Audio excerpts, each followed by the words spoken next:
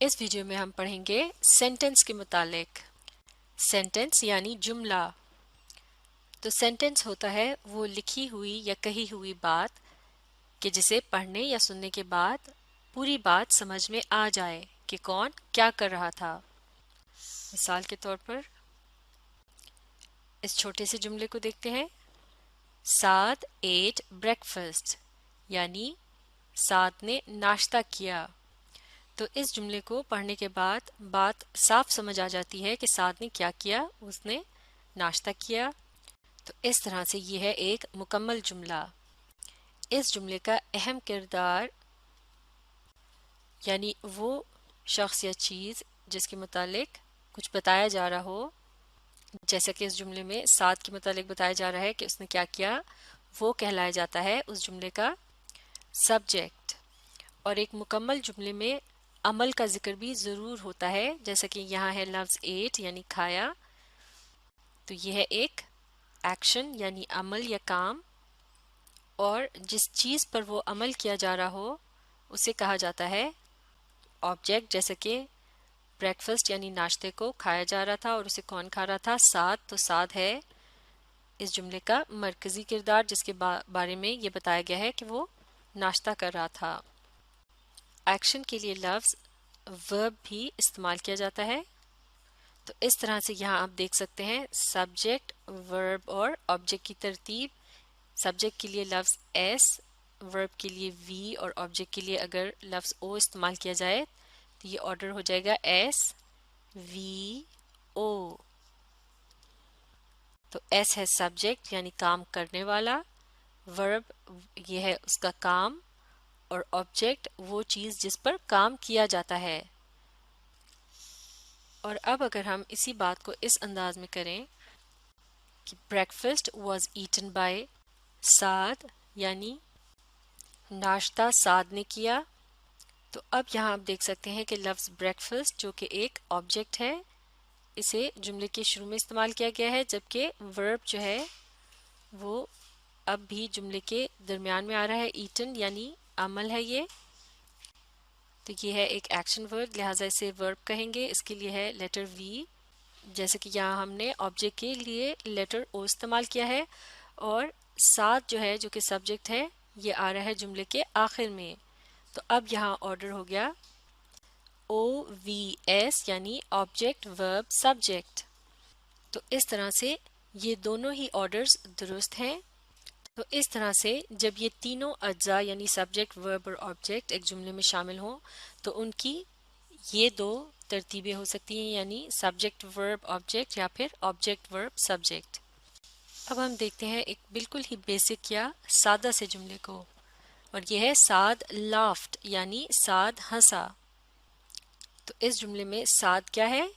یہ ہے سبجیکٹ، کیونکہ سعد کے متعلق بتایا جا رہا ہے کہ اس نے کیا کیا، سبجیکٹ کے لیے لیٹر ایس، اور لافٹ کیا ہے؟ یہ ہے اس کا عمل، یعنی یہ ایک قسم کا ایکشن ورڈ ہے جس کو کہتے ہیں ورب، اور ورب کے لیے ہم کر رہے ہیں لیٹر وی کا استعمال ایک شارٹ فارم کے طور پر۔ تو ایس سے سبجیکٹ اور وی ہے ورب۔ تو اس طرح سے آپ سمجھ سکتے ہیں کہ ایک بالکل بیسک اور چھوٹے یا سادہ سے جملے کے اندر کم از کم ایک سبجیکٹ اور ایک ورب کا ہونا بہت ضروری ہے، اور ان کا آرڈر بھی اس طرح سے ہوتا ہے کہ پہلے سبجیکٹ اور پھر ورب۔ یعنی اگر ہم لافٹ ساتھ کہیں گے تو وہ درست نہیں ہوگا، تو سبجیکٹ آئے گا پہلے اور ورب آئے گا بعد میں، جب صرف ایک جملے کے اندر ایک سبجیکٹ اور ورب استعمال کیا جاتا ہے۔ تو سبجیکٹ اور ورب مل کر بناتے ہیں ایک مکمل جملہ، جس کی مدد سے یہ پتہ چل سکے کہ کس نے کیا کیا ہے اور پوری بات سمجھ میں آ جائے۔ سبجیکٹ کے طور پر جن الفاظ کا استعمال کیا جاتا ہے وہ زیادہ تر ہوتے ہیں ناؤنز، جیسے کہ کسی بھی جگہ، شخص یا چیز کا نام ہوتا ہے۔ تو اس طرح سے جب کسی ناؤن کا کسی عمل کے ساتھ تعلق ظاہر کیا جا رہا ہو ایک جملے کے اندر، یعنی اس کے ایکشن کے متعلق بتایا جا رہا ہو، تو وہ ایکشن کہلایا جاتا ہے ورب۔ تو اس طرح سے ہم اسی بات کو اس طرح بھی کہہ سکتے ہیں کہ ایک مکمل جملے کے اندر ایک ناؤن اور ایک ورب کا ہونا ضروری ہے، جیسا کہ سعد ہے ایک ناؤن اور لافٹ ہے ایک ورب یا ایکشن۔ اب اسی بات کو اور بھی آسانی سے سمجھنے کے لیے ہم who اور what کے الفاظ کا بھی استعمال کر سکتے ہیں، جیسا کہ who کا مطلب ہوتا ہے کون، تو اس جملے میں ہم ساتھ کے متعلق کہہ سکتے ہیں کہ یہ ہے who، یعنی اس کے متعلق بتایا جا رہا ہے. جیسے کہ اگر ہم اسی جملے کے متعلق انگلش میں پوچھیں تو ہم کہیں گے who did what، یعنی کس نے کیا کیا. تو who یعنی کس نے، وہ ہے سعد، اور did what یعنی کیا کیا یا پھر کیا عمل کیا. تو what یا کیا کا بتانے کے لیے یہاں لفظ استعمال کیا گیا ہے laughed. تو اس طرح سے بھی ہم کہہ سکتے ہیں کہ who یعنی کون، یہ بھی ہے ایک سبجیکٹ جو کہ زیادہ تر ناؤن سے مل کر بنتے ہیں، اور کیا یعنی یہ ہے ایک ورب یعنی عمل جس کی مدد سے ہمیں ملتا ہے واٹ کا جواب، یعنی پتہ چلتا ہے کہ کیا کام کیا گیا. تو اسی طرح سے اب دیکھتے ہیں ایک قدرے لمبے جملے کو. Saad ate breakfast this morning at his school because he wanted to reach school on time. یعنی سعد نے ناشتہ کیا صبح کو اسکول میں، اپنے اسکول میں، کیونکہ وہ وقت پر اسکول پہنچنا چاہتا تھا. تو اس کا مطلب یہ ہوا کہ سعد نے گھر پر ناشتہ نہیں کیا بلکہ اسکول پہنچ کر کیا تاکہ وہ جلدی اسکول پہنچ جائے، یعنی وقت پر پہنچ جائے. تو اب یہاں اس جملے میں سعد جو کہ اس جملے کا سبجیکٹ بھی ہے کیونکہ اس کے متعلق بات ہو رہی ہے کہ اس نے کیا کیا، اور یہ قسم کا ناؤن بھی ہے، اور یہ جواب دے رہا ہے ہو کا، یعنی کس نے کیا یہ کام. اور اس جملے میں لفظ ایٹ جو ہے یہ کیا ہے، یہ ہے ایک ورب یعنی ایکشن ورڈ یا عمل. اور یہ کس سوال کا جواب دے رہا ہے، یہ جواب دے رہا ہے واٹ کا، یعنی کیا ہوا یا کیا کیا. سعد ایٹ یعنی سعد نے کھایا، اور سعد نے کیا کھایا، بریکفسٹ یعنی ناشتہ. تو یہ وہ چیز ہے جس پر عمل کیا گیا ہے، اسے کہتے ہیں آبجیکٹ. تو آبجیکٹ بھی کیونکہ مختلف چیزوں کے نام ہو سکتے ہیں اس لیے انہیں بھی ناؤن کہا جا سکتا ہے. اور چونکہ آبجیکٹ ایک ایسی چیز ہوتی ہے جس پر عمل کیا جاتا ہے، اس لیے ورب اور آبجیکٹ دونوں ایک دوسرے کے قریب قریب استعمال ہوتے ہیں ایک جملے میں، یا پھر ایک ساتھ استعمال ہوتے ہیں، اور یہ مل کر جواب دیتے ہیں واٹ کا، یعنی کیا کیا گیا. ناشتہ کھایا گیا، اور کس نے کھایا، سعد نے. اب دیکھتے ہیں جملے کے اگلے حصے کو. یہاں بتایا جا رہا ہے دس مارننگ یعنی اس صبح، تو یہاں بتایا جا رہا ہے وقت کا. تو اگر اس بات سے سوال پوچھا جائے تو وہ ہوگا when یعنی کب. تو دس مارننگ اس جملے میں جواب ہے when کا، یعنی کب یہ عمل کیا گیا، دس مارننگ یعنی اس صبح.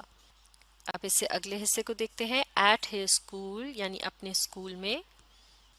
اس سے کیا پتہ چل رہا ہے، اس جگہ کا جہاں یہ عمل کیا گیا.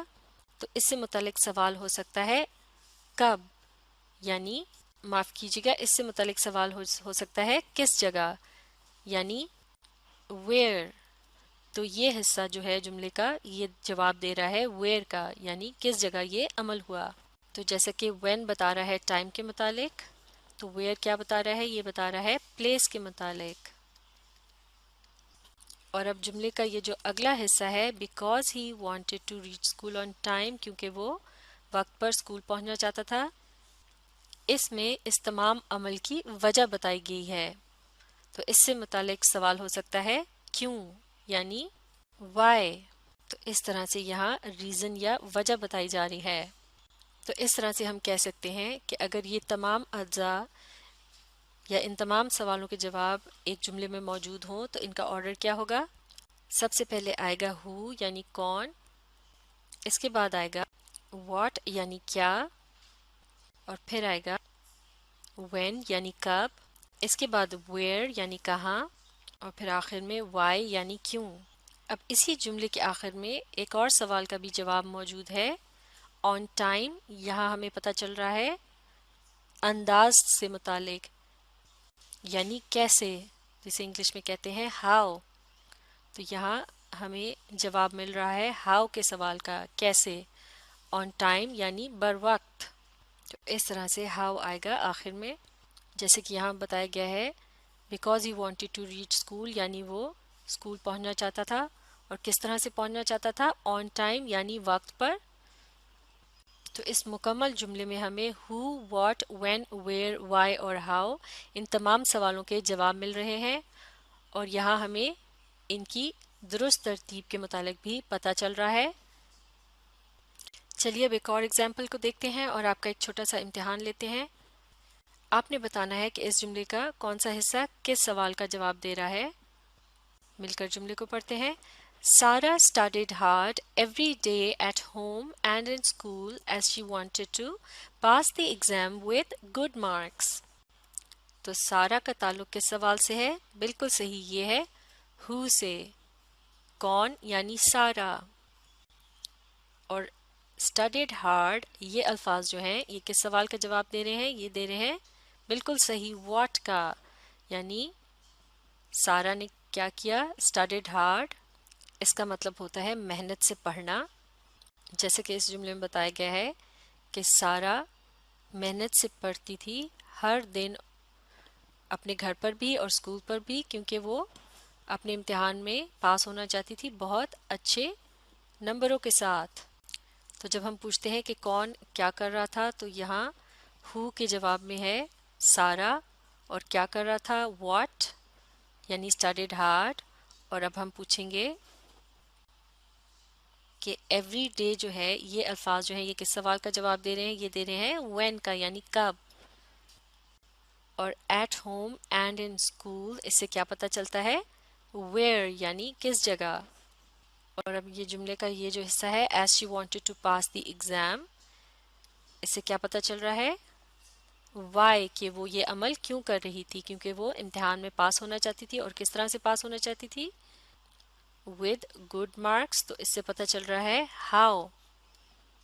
बिल्कुल सही, बहुत खूब। तो इस तरह से आपने सीख लिया कि एक जुमला हमें किस तरह से मुख्तलिफ सवालों के जवाब देकर एक मुकम्मल बात बताता है।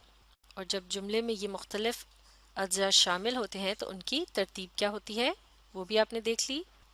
और इसके अलावा आपने ये भी सीखा कि एक जुमले में कम से कम एक सब्जेक्ट और एक वर्ब का होना बहुत ज़रूरी होता है। यानी सबसे छोटा जुमला जो है उसमें एक सब्जेक्ट और एक वर्ब लाजमी होगा। किसी को कोई ना कोई अमल करते हुए बताया गया हो, वो होता है एक मुकम्मल जुमला। तो अब आप सेंटेंस के मुतालिक अच्छी तरह से समझने के लिए इस वीडियो को रीप्ले कीजिए और इसके साथ साथ पढ़ने और समझने की कोशिश जारी रखिए।